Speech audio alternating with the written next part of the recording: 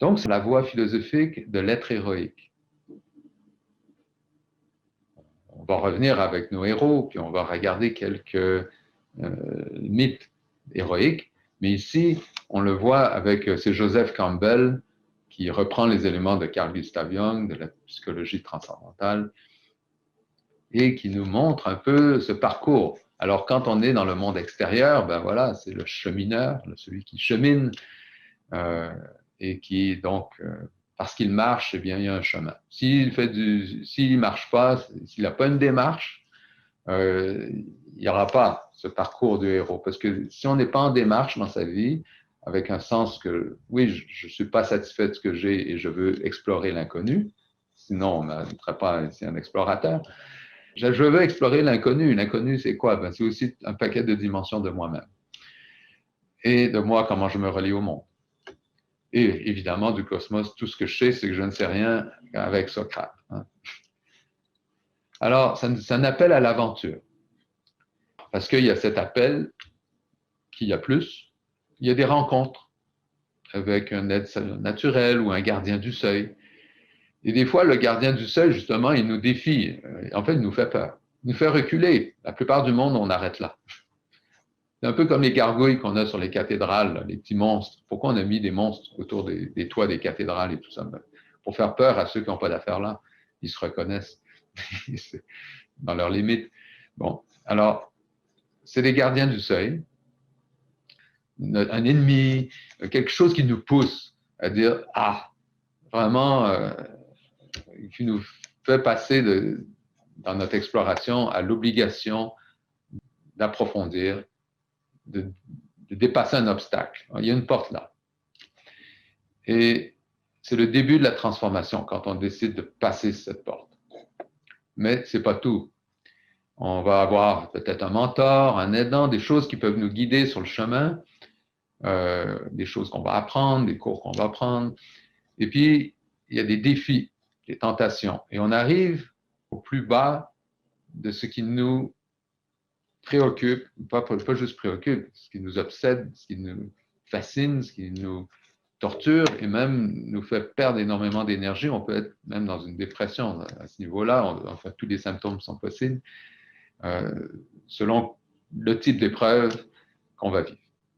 Mais c'est parce que quelque part, c'est comme si on pourrait même se retrouver malade au lit là, pendant des jours. Ça serait l'aspect plus évident et physique de la chose. Mais c'est pas toujours comme ça. C'est que des fois, on sent ça juste en dedans de nous. Là. On est au bout du rouleau. On frappe le fond.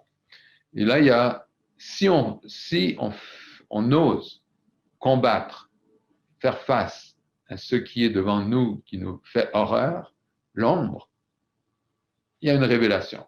Il y a quelque chose qui se révèle. Tout d'un coup, on prend possession de cette ombre et une transformation se met en marche. Il y a réparation, il y a guérison. Dans ce processus de guérison, bon, il faut encore laisser le temps faire son travail, la nature, la vie, le mystère. Et on retourne dans le monde extérieur renouvelé, rafraîchi, avec un don, avec une capacité, avec un outil nouveau, une nouvelle habileté, une nouvelle façon de voir les choses. Alors là, c'est dramatique comme je le mets.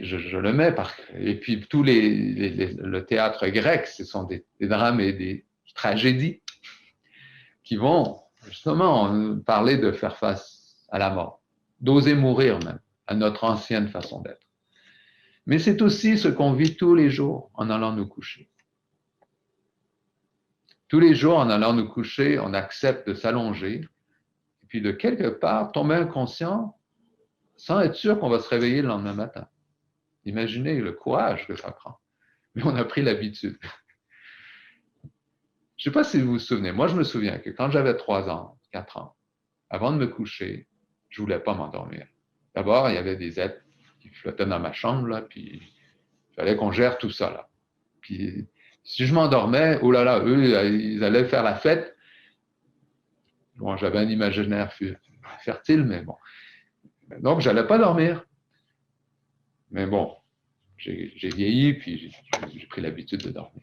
Mais c'est sûr que pendant qu'on dort, on vit ces choses-là. Même des fois, on a des rêves vraiment mouvementés, puis on revient rafraîchi le matin. Il se passe des choses. Donc, ce sont des cycles qui peuvent être courts comme une journée, qui peuvent être le cycle de l'année, et qui finalement, bon, ben, ça prend un an pour prendre conscience d'anniversaire en anniversaire. Et la voie, ben, c'est un peu de traverser avec conscience toutes les phases qu'on traverse. Déjà, la vie nous le donne. On n'a même pas besoin d'aller chercher. Il s'agit d'être présent. Hein, toute cette approche d'être plus présent tout le temps, ben oui, pour profiter de ce que la vie nous sert comme épreuve naturellement. Et aussi, elle nous prépare à des capacités plus profondes.